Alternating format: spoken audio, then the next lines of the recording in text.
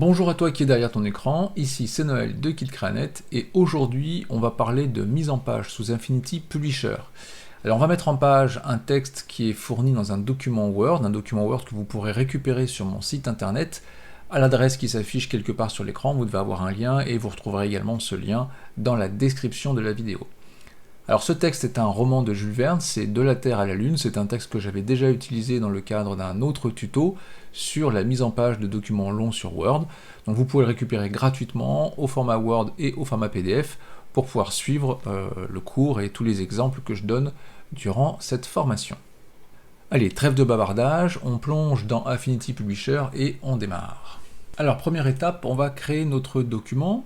Pour cela, je vais dans le menu Fichier, Nouveau, raccourci clavier, commande N, et je vais choisir dans les différents formats d'impression qui me sont proposés le format A5. Alors vous savez que vous avez ici différentes catégories de formats prédéfinis qui vous sont offerts par Affinity Publisher. Nous, on va rester sur la partie imprimerie et on va choisir un format A5.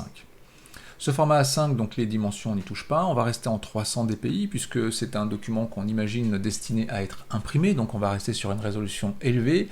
Au niveau de la disposition des pages, on va rester en double page, c'est ce qui m'intéresse ici avec un début en page de droite. Les couleurs, on s'en fiche, on n'y touche pas pour le moment. Au niveau des marges, on va faire quelques modifications, on va modifier les marges qui sont fournies par défaut. Donc la marge interne ici, je vais l'augmenter un petit peu, je vais la passer à 25 mm. La marge interne, on parle ici de la marge qui sépare le texte de la reliure du document. Donc ici, vous voyez, c'est pour éviter que notre marge soit un petit peu trop près de la reliure et que notre texte soit pas trop difficile à lire. La marge externe à 17 mm, ça me va bien, on va la conserver. La marge en bas, je vais la monter à 20 mm. Et puis la marge haute, en revanche, on va l'augmenter, elle, à 25 mm. Vous verrez un peu plus tard dans le tuto, mais je vais avoir besoin d'un peu de place ici, puisqu'on va mettre pas mal de petits éléments ici en haut de page, donc je place cette marge à 25 mm. Une fois qu'on a fait ces réglages, on peut cliquer sur Créer. Nous voici donc ici devant la première page du document et on peut voir ici les marges que nous venons de définir dans notre format de document. Alors si vous ne voyez pas le liseré bleu ici, si vous ne voyez pas les marges, vous pouvez les afficher en utilisant le raccourci clavier CTRL-W, ça permet de passer du mode normal au mode aperçu. Vous pouvez également faire la même opération en cliquant sur ce petit bouton ici qui se trouve dans la barre d'outils et qui permet de basculer entre le mode normal et le mode aperçu. Lorsque l'on crée un nouveau document dans Affinity Publisher, on a également la création automatique de toute une série de styles de paragraphes prédéfinis. Alors ces styles de paragraphes prédéfinis, je n'en ai pas besoin pour la bonne et simple raison que dans le document Word que nous allons importer, il y a déjà tous les styles de paragraphes dont j'ai besoin, et lorsqu'on va importer notre texte, on importera également tous ces styles de paragraphes. Donc ici, on va faire une petite opération simple qui consiste à supprimer tous les styles de paragraphes qui ont été créés par le logiciel. Pour ça, on va dans la palette style de texte ici en haut à droite, on va dans le petit menu Burger et on va utiliser la fonction détacher et supprimer tous les styles. Si vous ne voyez pas la palette style de texte, vous pouvez la faire apparaître dans le menu Fenêtre, Texte et Style de texte. Donc voilà, je vais cliquer sur le petit menu Burger et je vais faire détacher et supprimer tous les styles. On va maintenant travailler dans notre maquette, dans notre gabarit. Pour ça, on va double-cliquer ici sur la planche type A, c'est le nom que le logiciel a donné à notre gabarit de base. Je vais double-cliquer dessus et on va ajouter les numéros de page. Alors vous allez voir que sur la maquette, on ajoutera d'autres champs, mais on va le faire plus tard. Pour le moment, on va simplement s'attaquer aux numéros de page. Alors pour insérer ces numéros de page, on va créer une zone de texte. Ici, je prends l'outil zone de texte, raccourci clavier T, et je vais aller dessiner juste sous ma marge ici un petit bloc de texte à l'intérieur duquel je vais pouvoir mettre mon numéro de page. Donc à l'intérieur de ce bloc de texte, on va centrer le texte en cliquant sur l'onglet paragraphe et l'outil de centrage, et puis je vais aller insérer ici le champ dynamique qui me permet d'afficher les numéros de page. Pour insérer ce champ dynamique, je vais dans l'onglet texte, insérer, champ et numéro de page. Voilà.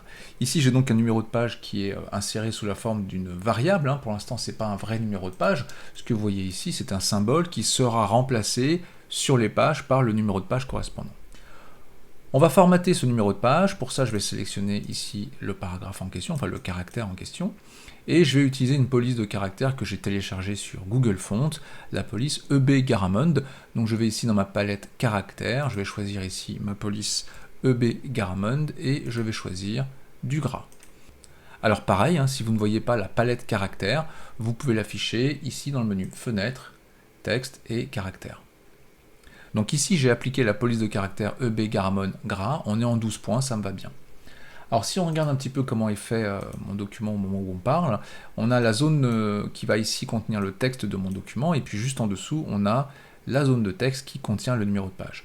Ce que je voudrais, c'est que le numéro de page ne soit pas collé au texte. Imaginons que le bloc du dessus soit rempli de texte, on risque d'avoir un numéro de page très près du texte et ce sera pas très joli à regarder. Donc on va écarter le numéro de page de la zone de texte principale. Alors deux possibilités pour ça. Une première relativement simple et triviale, c'est de prendre le bloc et de l'écarter tout simplement du bord en le faisant glisser légèrement vers le bas. Donc ça c'est la manière, on va dire, simple. On va la faire de manière un peu plus professionnelle, on va utiliser les marges de bloc. Donc pour ça, je vais remettre mon bloc à sa place ici, et je vais afficher la palette d'outils zone de texte. Donc pour ça, je vais dans Affichage, Fenêtre, pardon, Texte et Zone de texte. Voilà, la palette zone de texte est ici, je vais la faire glisser en dessous pour qu'elle soit plus facile d'accès. Et donc il y a plusieurs options ici, mais la seule qui nous intéresse ici, c'est celle qui s'appelle Encart. Donc quand vous lisez Encart, il faut comprendre marge interne en fait. Hein. Donc là, ce qu'on veut, c'est mettre une marge interne à notre bloc, mais juste sur le haut, on n'a pas besoin des marges internes gauche, droite et en bas. Donc je vais ici sur la partie haute indiquer une marge interne de 2 mm. Et vous voyez qu'ici, mon numéro de page vient de se repousser vers le bas de 2 mm, conformément à ce que je viens de demander. Donc là, c'est plus joli, on sait que notre numéro de page ne collera pas à notre texte. Maintenant qu'on a fait ça, on va pouvoir faire une autre petite chose qui est intéressante pour la suite, c'est de créer un style de paragraphe pour ce folio. Alors pourquoi est-ce que je crée un style de paragraphe? Tout simplement parce que si demain j'ai besoin de modifier à nouveau l'allure, l'aspect de mon numéro de page, plutôt que de retourner dans ma maquette, eh bien je n'aurai besoin que de modifier le style de paragraphe qui est utilisé. Donc pour ça, je vais de nouveau sélectionner tout mon paragraphe, et dans la palette style de texte ici, je vais cliquer sur le bouton Nouveau style de paragraphe. La fenêtre de création d'un style de paragraphe s'ouvre, je vais appeler ici mon style folio. Voilà, et puis je vais juste vérifier que tout est correct au niveau de ma police, c'est bien du EB Garamond, c'est bien du gras, c'est bien du 12 points, tout va bien, je ferme pour sauvegarder mon style de paragraphe. Je vais dézoomer un petit peu, hop, revenir à ma planche. La dernière chose qu'il nous reste à faire ici pour notre numérotation de page, c'est de prendre le bloc qui est ici, de le dupliquer et de le mettre sur la page d'à côté, puisqu'on va avoir besoin du numéro de page sur les deux pages. Donc je sélectionne ici mon bloc, j'appuie sur la touche Alt pour le dupliquer, et je le positionne ici sur ma page. Je peux maintenir la touche majuscule enfoncée pour garder ça sur la même hauteur, mais sinon je peux aussi tout simplement m'aider des guides magnétiques de mise en place ici qui permettent de positionner très précisément le bloc en question. Voilà pour les numéros de page, on va sortir pour le moment de notre maquette. Je vais double-cliquer ici et revenir sur la première page de mon document. Alors on va maintenant procéder à l'import du fichier Word. Avant ça, je vais créer une zone de texte. Je vais cliquer sur mon outil zone de texte ici, je vais me positionner sur mes marges et je vais dessiner ma zone de texte. Regardez attentivement ici, lorsque je crée ma zone de texte, vous voyez que les bords de ma zone de texte sont aimantés, sont attirés par mes marges. Ça, c'est parce que j'ai le magnétisme qui est activé. C'est ce petit bouton-là dans la barre d'outils. Si vous désactivez le magnétisme, vous pouvez voir que ici, quand je déplace les limites de ma zone de texte, ces limites ne sont pas attirées par les marges, tout simplement parce que le magnétisme est désactivé. Donc pensez à l'activer, ce magnétisme, c'est très intéressant et très pratique quand on dessine des blocs comme ceci. Vous voyez, ça se colle tout de suite et on est beaucoup plus précis. Mon curseur étant à l'intérieur de cette zone de texte, je vais pouvoir aller chercher mon texte Word. Pour ça, je vais dans le menu Fichier et je vais choisir l'option Insérer ici. Je vais chercher ce document Word et je l'ouvre. Voilà. Donc là, le document s'est chargé dans mon document Publisher, simplement, je n'ai qu'une seule page, parce que pour le moment, il n'y avait qu'une seule page de créer dans mon document, et on va demander maintenant à Publisher de créer toutes les pages nécessaires pour accueillir la totalité du fichier Word, puisqu'il y a un peu plus de 250 pages, 300 pages, je crois, dans ce fichier, et donc évidemment, là, il nous en manque un petit peu. Pour demander à Publisher de créer toutes les pages nécessaires, on va utiliser l'outil flèche noire ici. Regardez le petit triangle rouge qui se trouve ici en bas à droite de ma zone de texte. Ça indique qu'il y a du texte qui dépasse. Ça indique simplement que le document ne peut pas contenir toutes les pages parce que je n'ai pas de bloc de texte en nombre suffisant. Je vais maintenir la touche majuscule enfoncée, je vais faire un clic gauche sur ce petit symbole et hop, automatiquement, j'ai mes 300 et quelques pages qui vont être créées dans mon document. Donc là, c'est très pratique pour générer en quelques secondes la totalité des pages nécessaires. Alors avant de continuer, je vais vous faire un petit aveu. Le document que j'ai importé, j'ai un petit peu triché puisque je l'ai préparé pour qu'il s'importe correctement. Et pour la petite histoire, j'ai réduit la taille de toutes les images à 50% de leur taille originale, parce que si je n'avais pas fait ça, ça aurait planté. Alors en fait, ce qui se passe, c'est que je pense que je suis tombé sur un petit bug de Affinity Publisher, j'espère que ça va être corrigé dans une prochaine version, mais en fait, ce qui se passe, c'est que si vous importez dans votre document Publisher des images dont la taille est supérieure aux blocs qui vont les accueillir, eh bien cet import ne fonctionne pas. Alors je vais vous montrer de quoi il retourne, puisque vous risquez vous-même de vous retrouver confronté à cette difficulté. Je vais créer un nouveau document rapidement, donc toujours en A5, je le crée et je vais directement insérer mon fichier, insérer, donc cette fois-ci je vais prendre le fichier qui contient les images en taille réelle, je vais faire ouvrir, je vais dessiner un bloc de texte pour accueillir ce fichier. Voilà, hop. Donc comme tout à l'heure, j'ai mon petit curseur rouge ici qui m'indique qu'effectivement il n'a pas pu tout insérer. Je vais donc appuyer sur la touche majuscule et faire un clic gauche de ma souris. Ici, ça commence à générer des pages, mais vous voyez qu'ici, ça s'est arrêté. Ça s'est arrêté pourquoi? Eh bien parce que juste après ce paragraphe-là, il y a une image, et cette image est trop grande pour entrer dans le bloc, et donc Publisher ne sait pas le gérer, et donc ça a planté. Voilà pourquoi j'avais donc diminué de 50% la taille de toutes mes images avant de faire mon import. Alors il y a plusieurs façons de régler ce petit dysfonctionnement. Donc comme je l'ai fait moi-même, à savoir réduire de 50% la taille des images avant de les importer, comme ça vous êtes sûr qu'elles vont rentrer dans les blocs de texte que vous avez prévus. On peut aussi importer uniquement le texte et lier les images dans un second temps. Alors pour ça, je vais vous montrer deux petites astuces sur Microsoft Word. La première va nous permettre de récupérer facilement toutes les images dans un document, et la deuxième va consister à supprimer toutes les images d'un document pour ne récupérer que le texte.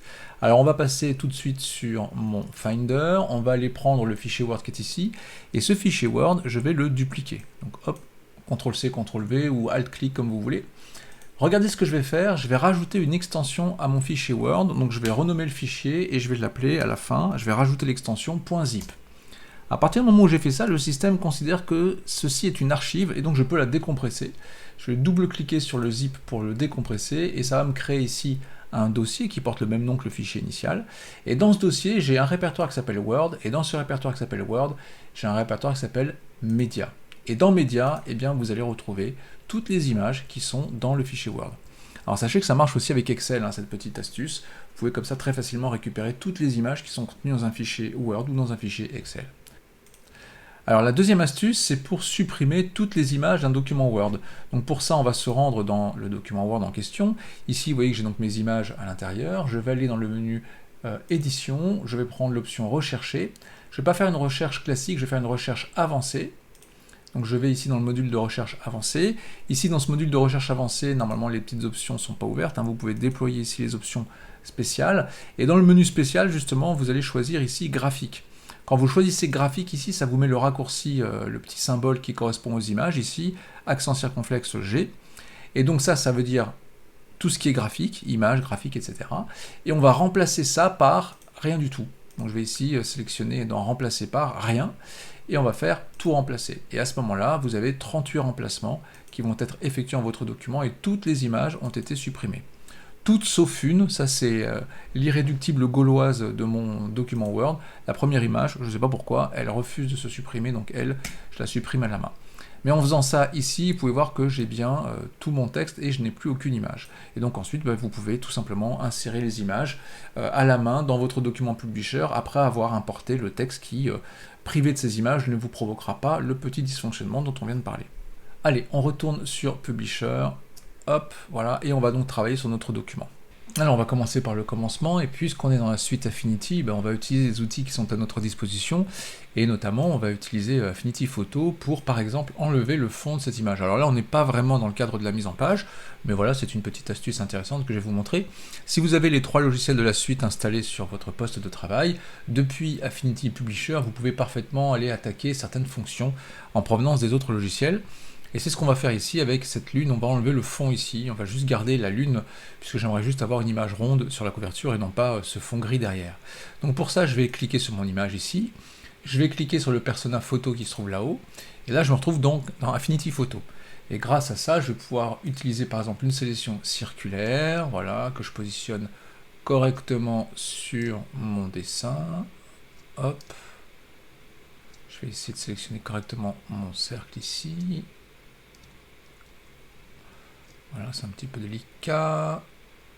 Ok, une fois que ma sélection me convient, je vais cliquer sur le petit bouton masque ici, et hop là, je n'ai plus le fond coloré sur ma lune, c'est exactement ce que je voulais. Voilà, c'est bien plus joli comme ça. Je reviens sur Affinity Publisher. Alors après avoir importé notre fichier Word dans Affinity Publisher, on a donc récupéré, comme je vous le disais au tout début, tous les styles qui étaient dans le document Word. Donc on va retravailler ces styles pour améliorer la mise en page, puisque vous allez voir qu'il y a 2 ou 3 petites choses qui sont à corriger. On va commencer par cette page-là, la page 4.5. Donc on voit ici le chapitre 1, donc le style qui est utilisé pour les chapitres, c'est le style qui s'appelle Heading 1. Donc Heading 1, c'est la version anglaise de titre 1. Il faut savoir que dans Word, votre style s'appelle titre 1, mais en réalité son nom c'est Heading 1. Il a donc été importé avec ce nom-là. Donc ce qu'on va faire, c'est qu'on va le modifier, on va lui changer son nom, et en plus on va modifier sa disposition, puisque ici on voit que le chapitre démarre tout en haut de la colonne ici, ce qui est assez laid. Moi, ce que je voudrais, c'est que mon chapitre ici démarre plutôt au milieu de la page, là, et donc on va modifier ça directement dans le style. Donc je vais aller éditer le Heading 1, donc je fais un clic droit dessus, je vais dans Modifier Heading 1, et là on va modifier plusieurs choses. La première chose qu'on va modifier, c'est son titre. Titre 1, je vais l'appeler, voilà. Et puis on va modifier donc l'espace avant du document. Donc ça se passe au niveau des espacements. Et au niveau des espacements, on va lui demander un espace avant de 150 points, par exemple. Voilà. Donc en faisant ça, je vais me retrouver avec 150 points avant mon chapitre. Sauf que là, vous voyez, ça semble pas fonctionner. Alors pourquoi? Eh bien simplement parce que je n'ai pas précisé dans quelles circonstances je voulais voir apparaître cet espace avant mon style. Alors par défaut, il est marqué seulement entre les paragraphes, mais bon, comme il n'y a pas de paragraphe avant ce titre-là, forcément, il ne s'est rien passé. On a 2 autres options à notre disposition. On a seulement en haut de colonne. Donc si je clique ici, seulement en haut de colonne, vous voyez, boum, ça fonctionne parce que je suis effectivement en haut d'une colonne, donc ça marche très bien, ou je peux aussi être plus radical et dire toujours. Bon, dans le cas qui nous occupe dans le document sur lequel on travaille, ça ne changera rien, vous pouvez choisir indépendamment toujours ou en haut de colonne, bon là on va marquer toujours, c'est aussi simple. Et je valide. À partir de ce moment-là, tous mes niveaux de titre 1, tous mes entrées de chapitre ici vont démarrer avec un espace avant qui est fixé à 150 points. On le voit ici avec le chapitre 2, ça s'est mis automatiquement à jour. Alors ici, il y a un autre truc qui me gêne, c'est qu'en édition, on a ce qu'on appelle les belles pages. La belle page, c'est toujours la page de droite, et il est de bon ton, c'est une convenance, de faire démarrer des chapitres en page de droite.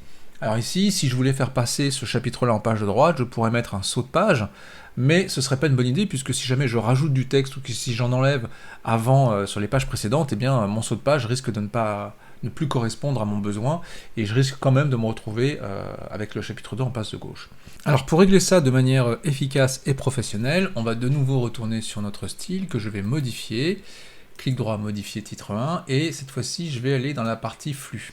Dans la partie flux, il y a une zone qui nous intéresse qui est l'enchaînement de paragraphes, et qui va nous permettre de préciser où se positionne un style de titre 1 lorsqu'il est appliqué dans le document. Alors par défaut, il s'applique au début de la page suivante, c'est ce qui se passe ici, donc là il y a du texte avant, il y a un titre 1 qui a été appliqué, donc automatiquement c'est passé à la page suivante, mais moi ça ne me convient pas, moi ce que je veux c'est que le titre 1 apparaisse sur la page de droite. Donc on va modifier ce paramètre ici, c'est pas sur la page suivante que je veux garder, c'est sur la page impaire suivante. Et vous voyez, il suffit que je sélectionne page impaire suivante pour que tout de suite mon chapitre 2 saute sur la page 21, donc sur la prochaine page impaire suivante. Voilà comment on règle ce petit problème. Allez, on continue nos petits contrôles de mise en page, on va descendre un petit peu plus bas, par exemple ici page 29, et on va s'attarder quelques secondes sur les notes de bas de page. Alors comme vous pouvez le voir ici, les notes de bas de page, elles ont donc été naturellement importées depuis Word également. Alors ici dans mon document, c'est un petit peu laid parce que comme vous pouvez le voir, les notes de bas de page, elles sont toutes collées au texte, c'est pas très lisible, et moi ce que j'aimerais, c'est qu'il y ait un peu de place un petit peu d'espace qui soit maintenu avant le texte et avant les notes de bas de page pour qu'il y ait un peu de blanc entre les deux, parce que là, c'est un petit peu trop collé à mon goût, c'est pas très joli. Et pour régler ça, on va aller modifier un petit paramètre des notes de bas de page. Donc pour ça, on va dans le menu Fenêtre, Référence, et on va afficher la palette notes. Donc la palette notes, moi, elle est déjà affichée, elle est ici. Mais si jamais vous avez besoin de la chercher, si elle n'est pas affichée sur votre écran de travail, c'est ici que vous la trouverez, donc Fenêtre, Référence, Notes. Alors dans cette fenêtre référence notes ici, il y a un truc qui m'intéresse, c'est le positionnement. Donc il y a plusieurs options dans cette palette, vous voyez, donc je vais l'agrandir un petit peu. On va aller voir sur la partie positionnement. Et vous voyez qu'ici, il y a un endroit où on peut indiquer un espace minimum avant les notes. Donc je peux ici indiquer un certain nombre de points minimum à respecter avant que les notes apparaissent. Et c'est ce qui va me permettre d'écarter un petit peu les notes du texte ici. Donc je vais par exemple ici marquer 10 points. Voilà, et si je fais ça, vous voyez que là, j'ai un petit peu d'espace qui est maintenu entre mon texte et mes notes, ce qui va rendre mes notes plus lisibles puisqu'elles seront moins noyées dans le flux de texte. Donc voilà pour ces petites notes de bas de page. Encore que, puisque nous sommes sur les notes de bas de page, on va aussi vérifier la typo, la police utilisée, etc. Donc je vais ici cliquer sur mes notes de bas de page, on voit que le style de texte utilisé c'est footnote texte. Je vais faire un clic droit sur ce style de paragraphe, je vais aller le modifier. Je vais lui redonner un nom français, donc note de bas de page. Et puis au niveau de la police de caractère, je vais faire comme pour le reste, je vais utiliser un EB Garamond et je vais les mettre en italique, pourquoi pas, parce que je trouve ça joli. Voilà, italique c'est bien. Ok, donc voilà, là on en a fini cette fois-ci avec les notes de bas de page, ça me va bien. Restons dans les styles, et puisque nous y sommes, on va vérifier également le style utilisé par le texte courant. Donc le texte courant, il a été importé avec le style de texte normal en provenance de Word, comme d'habitude. Donc je vais le modifier, ce style normal, et au niveau de la police de caractère, c'est pas du Times que je veux, encore une fois, mais du EB Garamond. En 16 points, on peut le baisser un petit peu, on peut le mettre à 13 points par exemple, et puis on va valider. Voilà, le mettant en 13 points, ça me permet de gagner un peu de page, un peu de place. Ça reste très lisible sur un document de cette taille, tout va bien. Notre titre 2, quant à lui, je vais l'éditer également, le heading 2, modifier heading 2, donc je vais l'appeler titre 2, voilà, et puis on va vérifier aussi la police de caractère, pareil, je ne veux pas du Tamilon mais du EB Garamond, on va le laisser en 18 points, on va peut-être le changer un petit peu en termes de forme, on va le mettre en moyen italique, c'est pas mal comme ça, voilà. Ça, on verra bien le titre 2, une belle différence entre le titre 1, le titre 2, le texte, ça me va bien, c'est parfait. Alors je vous ai parlé tout à l'heure des belles pages que en général on réserve pour les entrées de chapitres ou pour les belles photographies, et là justement on va s'attaquer un petit peu à nos images dans le document. Donc on peut voir ici que dans le document il y a pas mal d'images, mais moi ce que je voudrais c'est que ces images elles soient toutes en page de droite, c'est-à-dire que on va permettre à ces images d'être un petit peu mises en valeur, et donc par exemple cette image-ci, je voudrais qu'elle occupe la totalité de la place qui est ici, de manière à lui permettre au lecteur de profiter pleinement de la qualité de cette gravure. Alors ce qu'on va faire, c'est que on va sortir les images des flux de texte et on va supprimer les blocs de texte des pages de droite qui sont censés contenir des images pour pouvoir mettre les images à la place. Alors pour faire ça, ce qu'on va faire déjà, c'est qu'on va supprimer ce bloc là. Par exemple, je vais me mettre ici sur la page 21 et je vais cliquer ici sur le bloc de texte et je vais le supprimer. Alors pas de panique, quand vous faites ça, vous ne perdez pas le texte, vous perdez juste le bloc. Parce que comme ce bloc-là est relié à ce bloc-là, et ce bloc-ci est relié à ce bloc-là, évidemment quand je vais supprimer ce bloc-là, le contenu de ce bloc va tout simplement atterrir dans ce bloc-ci. Donc voilà, je fais ça, je supprime, et vous voyez que je n'ai fait que simplement supprimer le bloc et pas son contenu. Alors maintenant ici on a une image, donc cette image elle est inscrite dans le flux de texte, donc je vais déjà la convertir en cadre d'image pour commencer, donc je vais ici cliquer droit dessus et je vais faire convertir en cadre d'image.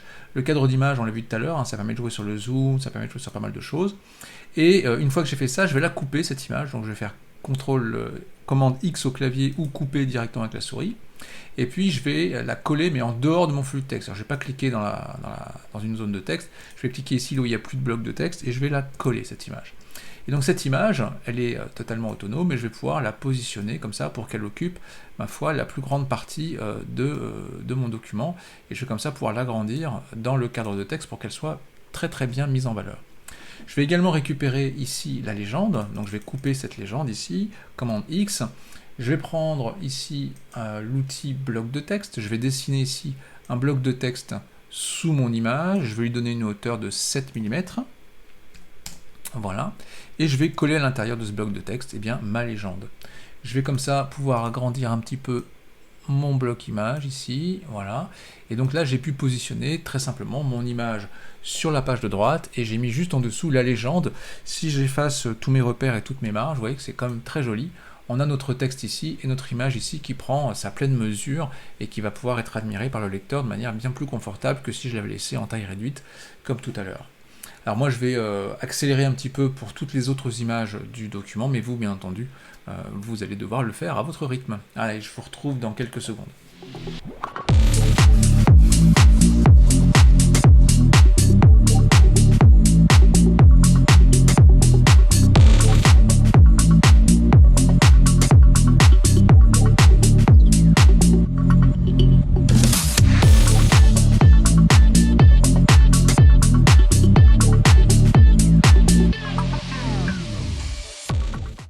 Bon, ben voilà, ça commence à ressembler à quelque chose, notre joli document là. Toutes nos images sont sur les pages de droite, donc on a quand même quelque chose de très joli et qui permettra encore une fois au lecteur de bien profiter de ces jolies gravures. Donc voilà, ça je suis très content, c'est pas mal du tout. Donc le travail sur nos images a conduit à l'apparition de petites anomalies dans notre document, puisqu'en fait, à l'endroit où il y avait les images et les légendes, on se retrouve avec des lignes vides ici, des lignes qui sont inutiles et qui viennent polluer notre document. Donc ça, on va devoir les enlever. Alors bien entendu, on ne va pas les enlever à la main, on va simplement faire ça de manière un peu plus automatisée. Je vais copier ici le caractère de fin de paragraphe, commande C. Je vais aller dans le menu texte ici, rechercher. Et puis je vais coller une fois le symbole de fin de paragraphe et une deuxième fois le symbole de fin de paragraphe, tout simplement parce que je cherche tous les endroits où j'ai une fin de paragraphe légitime et une fin de paragraphe illégitime. C'est-à-dire qu'en fait, je cherche plutôt cela, mais donc je recherche une succession de 2 fois ce symbole.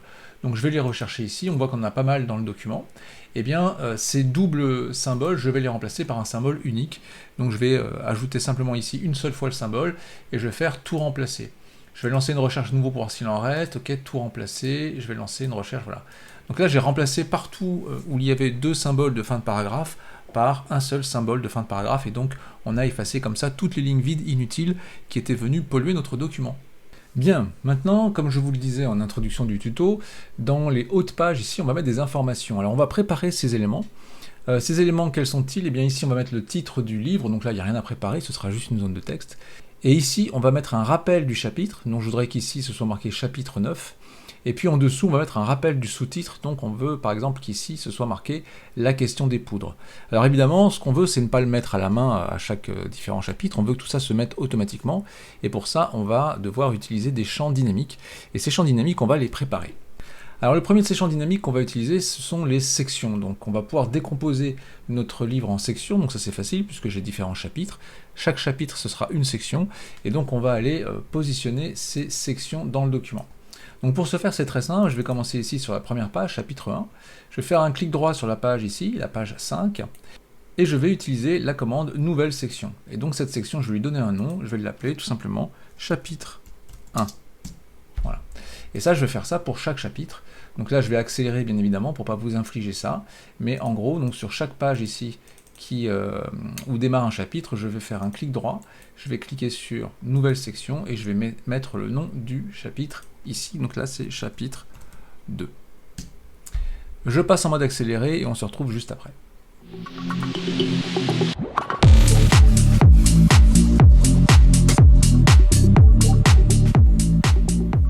Ok, donc pour les sections c'est fini, maintenant on va insérer notre second champ dynamique. Donc pour rappel, ce qu'on veut faire c'est ici en en-tête de page, afficher un rappel du sous-titre, ici un nouvel astre. Donc concrètement, chaque fois qu'il y a un nouveau titre 2 qui est utilisé, je veux que son nom apparaisse ici de manière à pouvoir me situer très facilement dans le document. Alors ça va être possible avec une toute nouvelle fonction qui est sortie avec Affinity Publisher 2.1, c'est vraiment tout récent, c'est la fonction en-tête courant.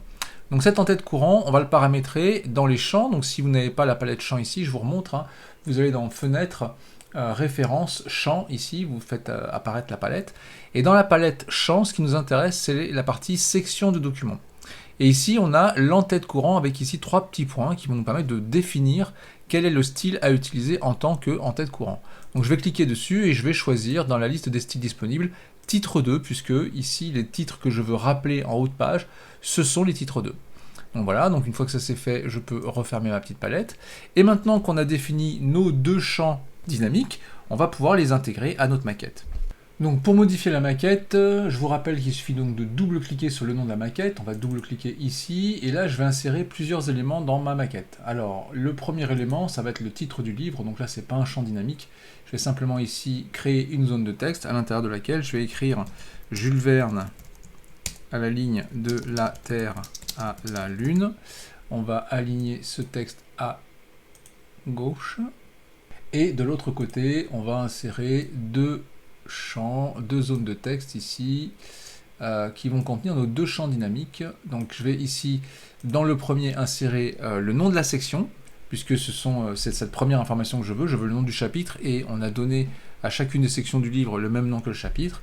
Donc je vais aller dans texte, insérer champ et nom de la section. On va faire la même chose ici pour l'entête courant. Je vais aller dans texte, insérer champ et entête courant. Voilà. Une fois que j'ai fait ça, il ne se passe rien dans la maquette, bien entendu, parce que ce que vous voyez ici, ce sont des variables. Par contre, dès qu'on va sortir de là, on va voir apparaître les informations qui apparaissent correctement dans notre document. Donc là, ici, j'ai bien le chapitre 1 qui apparaît, et le Gun Club. Donc le Gun Club, c'est le sous-chapitre, c'est bien le sous-chapitre qui est ici. Si je descends un petit peu dans mon document, on voit que ici, c'est les nordistes et les sudistes, puisque le nouveau en tête courant, c'est celui-ci. Hein. Le premier qui apparaît sur la page, c'est celui-là. Donc ici, je continue. Là, on est toujours dans les vaillants artilleurs parce que on a ici un autre titre qui s'appelle les vaillants artilleurs. Donc voilà comment on reproduit en en-tête de page le style de titre qui est découvert grâce à la fonction en-tête courant. Alors on va formater un petit peu ces éléments puisque là, ça ne me convient pas des masses. On va rajouter 2-3 petites fioritures. Donc on va retourner une dernière fois dans notre maquette, on va aller modifier un petit peu les éléments qui sont ici. Donc là je vais modifier la typo, on va augmenter ça un petit peu, on va mettre ça en normal. Voilà, donc ça c'est trop petit pour le contenu, on va agrandir le bloc de texte. On va aligner ça à gauche, voilà. Ici pareil, on va mettre ces deux champs en normal. Tac, voilà, on va peut-être changer la couleur, non on va laisser la couleur, c'est bien. Hop. Ça, je vais le descendre un petit peu. On va le laisser là. Celui-là, je vais le réduire un petit peu. Voilà, on va le coller ici. Et on va aligner ces deux-là à droite, comme ceci. Voilà. Donc là, on a le nom du chapitre et le nom du sous-chapitre qui apparaît ici. Je vais aligner ce bloc-là en haut avec celui-là. Voilà. Et alors, on va rajouter des petites fioritures graphiques. On va faire des choses un peu marrantes. On va essayer de s'amuser un petit peu. Je vais prendre mon outil plume ici. Je vais dessiner un trait à la plume, comme ceci. Hop, voilà.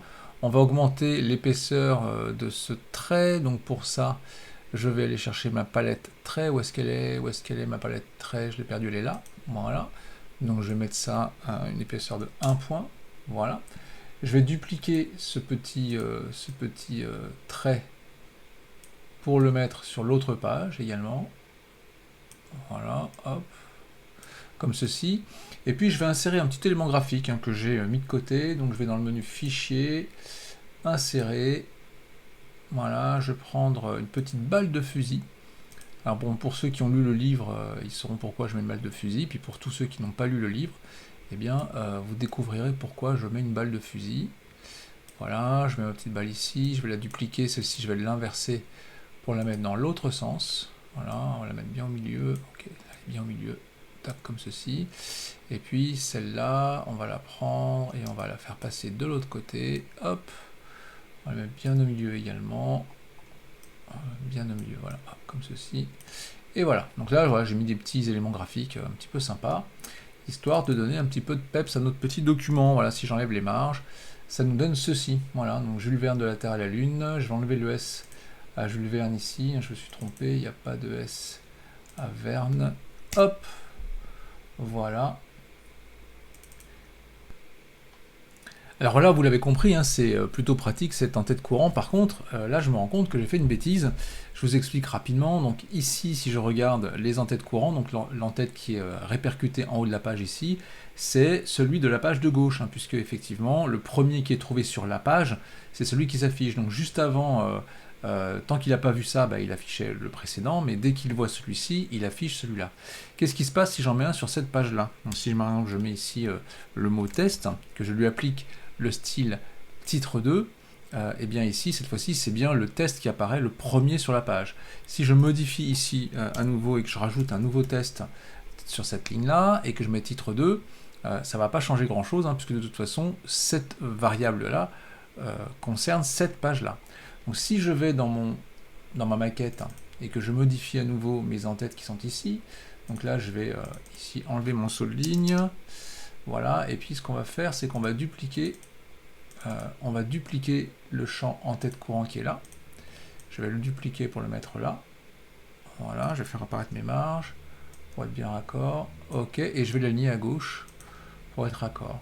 Et donc là, si je sors à nouveau et que je retourne sur ma page, là, vous allez tout de suite comprendre la différence. Donc ici, si j'enlève mon test là, hop, j'enlève ma page ici. Le premier sur la page ici, c'est bien les nordistes et les sudistes. Ok, et ici, le premier sur la page, c'est bien test. Voilà. Donc si je descends à nouveau et que j'enlève ce titre là, le test, hop, je reste sur ce titre-là tant qu'il n'en trouve pas un nouveau, donc ça marche par page. Hein. Donc il faut bien penser à ça, si vous mettez plusieurs titres par page, il faut bien savoir que ça marche par page. Donc là ici, les nordistes et les sudistes, ce titre-là va être rappelé en haut de page, tant qu'on n'en verra pas un autre. Donc sur cette page-là, on le voit ici, sur cette page-là, on le voit ici. Là, il n'y a toujours pas de titre 2, on voit le rappel de titre ici, et là, soudainement, boum, j'ai un nouveau titre, donc c'est bien le nouveau titre qui apparaît ici. Si je descends un petit peu plus bas, est-ce qu'on va voir un autre exemple? Peut-être pas dans ce chapitre-là. Donc là, vous voyez qu'on est toujours dans les vaillants artilleurs, c'est la fin de la section, mais on est toujours, il n'y a pas eu de nouveau titre ici. Et le chapitre 2, communication du président Barbicane, et bien là, on a bien le nouveau rappel de titre qui apparaît ici. Là, par exemple, ici, on est toujours dans la partie communication du président Barbicane ici, et là, boum, on sait qu'on est sur la partie la place d'honneur, puisqu'on a le rappel de titre ici. Donc voilà, c'est très très pratique ce rappel de l'entête courant, et je pense que vous lui trouverez 1000 utilités. En tout cas, on s'en sert beaucoup de ce genre de choses dans des documents un petit peu sérieux, un peu financiers, un petit peu officiels, où on a besoin de mettre en tête de documents des rappels de la section ou du chapitre dans lequel on se trouve. D'ailleurs, une utilité évidente de cette nouvelle fonctionnalité, hein, le champ en tête courant, c'est quand on crée des documents de type dictionnaire ou catalogue.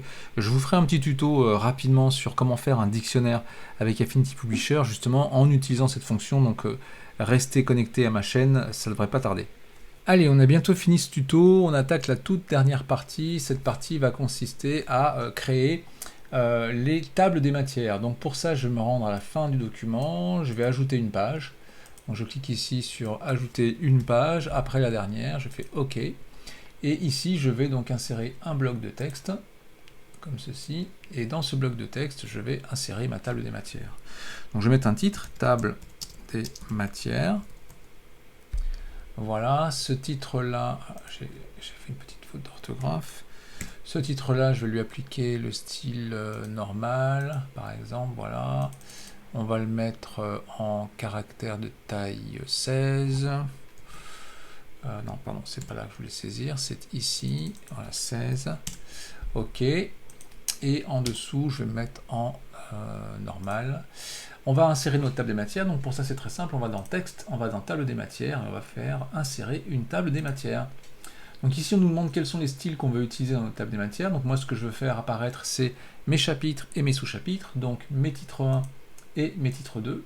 Ici il ne se passe rien, tout simplement parce que en général les logiciels de traitement de texte et de mise en page ont tendance à afficher la table des matières au début du document. Enfin les utilisateurs souvent ont cette tendance-là de mettre la table des matières en début de document.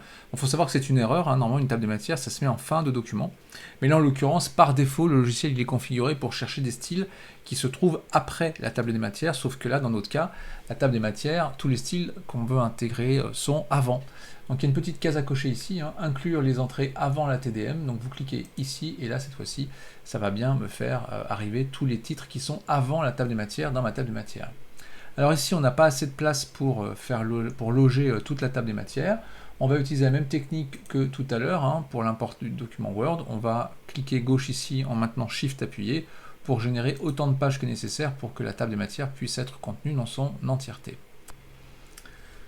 La table des matières c'est fait, maintenant ce qu'on va faire c'est qu'on va ajouter la table des illustrations. Donc je vais de nouveau ajouter quelques pages dans mon document, donc là je vais en ajouter 3 puisque je veux une double page complète en dessous, donc je vais mettre 3 pages. J'ai donc 3 pages à insérer après la dernière page. Ah, c'est pas ça que je voulais. La dernière page c'est la 282, donc on va se positionner ici. On va insérer 3 pages, voilà, 3 pages après la 282, ok. Donc voilà, donc là j'ai bien 3 nouvelles pages qui viennent de s'insérer. On va se positionner ici. Et là on va faire la même chose, hein, on va créer une table de matière, donc je vais recopier ça. Ok, je vais me positionner là, je vais créer un bloc de texte, hop, comme ceci, je colle. Donc là c'est pas table des matières, mais table des illustrations. Oula, illustration, voilà. Et ici, on va donc insérer une nouvelle table des matières. Donc là, je vais mettre tout de suite un second bloc de texte, que je sais que ça va tenir dans 2 blocs de texte. Et ici, donc je mets mon curseur à cet endroit-là, je vais de nouveau dans texte, je vais de nouveau dans table des matières, insérer table des matières. Le style qui nous intéresse ici, c'est le style qui s'appelle Caption, c'est le style qui était utilisé pour toutes les petites légendes sous les images. Et de la même manière que tout à l'heure, je vais demander à inclure les entrées qui se trouvent avant la table des matières. Et là, j'ai ici l'entrée de toutes les illustrations dans mon document. Alors, il m'en manque une apparemment. Il m'en manque une. Ouais, il en manque juste une, le 39. Voilà, je vais sélectionner toute ma table des matières ici. Et on va baisser un tout petit peu l'espacement entre les lignes. Voilà, on va marquer un petit 11 points. Voilà, histoire que ce soit un petit peu plus resserré, mais comme ça, j'ai toute ma table des matières complète dans mon document. Voilà, j'enlève mes marges, on regarde un petit peu à quoi ça ressemble, et donc voilà, j'ai ici donc les 39 images qui sont disponibles dans mon document, et je peux les retrouver facilement grâce à cette table des illustrations. Voilà, on est arrivé au bout de ce tutoriel dans lequel on a vu un certain nombre de choses. Hein. Donc on a vu comment importer un document Word dans Affinity Publisher, on a vu comment améliorer un petit peu la mise en page de ce document et la faire rentrer dans notre maquette. On a vu également qu'on allait pouvoir intégrer des champs dynamiques, donc des champs anciens comme le champ nom de la section qui était là depuis un petit moment dans Affinity Publisher, mais également un champ tout nouveau qui est le champ d'en-tête courant que vous avez pu découvrir, je l'espère, grâce à ce tutoriel dans cette vidéo. J'espère que vous aurez appris des choses. D'ailleurs, je suis en train de regarder mon écran, je me dis qu'on pourrait encore faire quelques petites choses, hein, parce que par exemple ici, on voit que les en-têtes qui sont ici n'ont absolument plus rien à faire dans la page des en-têtes, donc on pourrait soit recréer une page de gabarit sans ces champs-là, soit on peut aussi tout simplement, pour chacune des pages ici, venir enlever tout simplement les champs en question, hein, puisque effectivement ces champs n'ont plus lieu d'être. Donc vous pouvez comme ça directement sur une page aller enlever un champ, hein, sans avoir besoin de modifier la maquette complètement. Voilà. On aurait pu aussi dissocier les maquettes des pages, hein. Pour ça il suffit de faire un clic droit sur les pages et de demander à la dissocier de la maquette. Donc voilà, là je peux enlever ici tous les champs, non je me suis trompé, il y en a un qui reste, celui-ci il va rester, voilà, hop, j'enlève juste cela. Bon, histoire de faire un petit truc propre, hein, mais bon là vous l'avez compris, on est dans les fioritures, on est dans les petits réglages de dernière minute. Le principal c'est que vous ayez pu apprendre toutes ces fonctionnalités et un petit peu, que vous ayez pu voir un petit peu comment on fait de la mise en page sous Affinity Publisher. Voilà, c'est donc fini pour aujourd'hui. N'hésitez pas à laisser des commentaires sous la vidéo si vous voulez, si ça vous fait plaisir. En tout cas, moi, ça me fera plaisir. N'hésitez pas à commenter, n'hésitez pas à poser des questions, n'hésitez pas à partager cette vidéo. Abonnez-vous à ma chaîne si ce n'est pas encore le cas. Donc j'espère vous revoir très bientôt sur ma chaîne. Très bonne journée à vous, restez curieux, bye bye.